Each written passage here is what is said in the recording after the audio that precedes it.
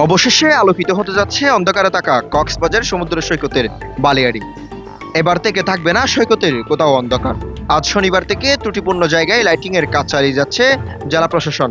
Beach কর্মীদের সহযোগিতায় শৈবাল পয়েন্ট থেকে লাইটিং এর কাজ চলছে বেশ জোরে সোরে। লাইট নষ্ট ও চুরি হয়ে যাওয়ায় কক্সবাজার সমুদ্র সৈকতের শৈবাল পয়েন্ট থেকে লাবণী পয়েন্টের বিভিন্ন জায়গায় অন্ধকার ছিল বেশ। তবে এবারে জাহাজের টেকসই লাইটিং এর ব্যবস্থা করার কথা জানান অতিরিক্ত জেলা ম্যাজিস্ট্রেট মোহাম্মদ শাহিদুল আলম।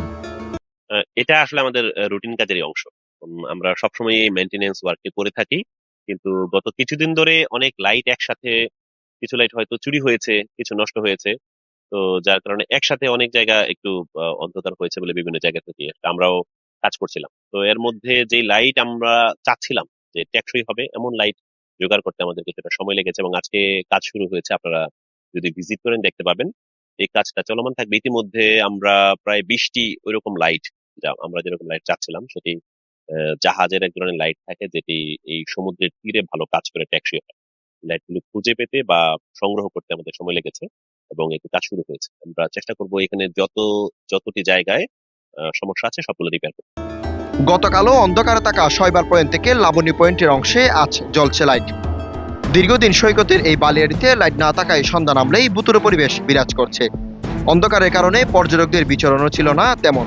অনেকেই চুরি ছিনতাইয়ের ঘটনার কারণে সৈকতে চলাফেরা করত বয়ে বয়ে। তবে এই ভয় আর এখন থেকে থাকবে না। আলোকিত করার পর আর কোনো চুরি ছিনতাই দেখতে চায় না জেলা প্রশাসন। একই সাথে চাহিদার চেয়েও বেশি লাইট মজুত রাখার কথা জানান অতিরিক্ত জেলা ম্যাজিস্ট্রেট।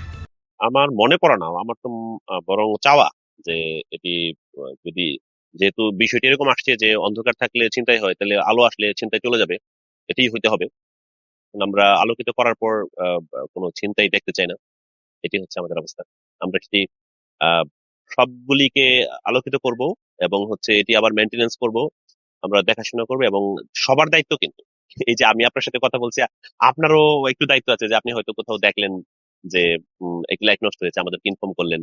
আমরা আবার অতিরিক্ত কিছু লাইট এনে রাখছি, যখনই প্রবলেম হবে আমরা যেন এটিকে রিপেয়ার করতে পারি। আমরা আমাদের চেষ্টা আছে সার্বক্ষণিক। আমাদের সম্মানিত জেলা প্রশাসক স্যারের কঠোর নির্দেশনা আছে এই বিষয়ে যে বিচের কোনো অংশ যেন অন্ধকার না থাকে। আমরা একদম প্রতিটি জায়গাকে, আমাদের যতটি পোস্ট আছে আপনারা জানেন, মধ্যে 113টি পোস্ট আছে। 120টি ছিল, তার মধ্যে 7টি হচ্ছে বিমান বাহিনীর এরিয়ার ভিতরে পড়েছে, আর বাকি 113টি আছে, 113টির প্রত্যেকটি আমরা চেক করছি এবং রিপেয়ার করার চেষ্টা করছি।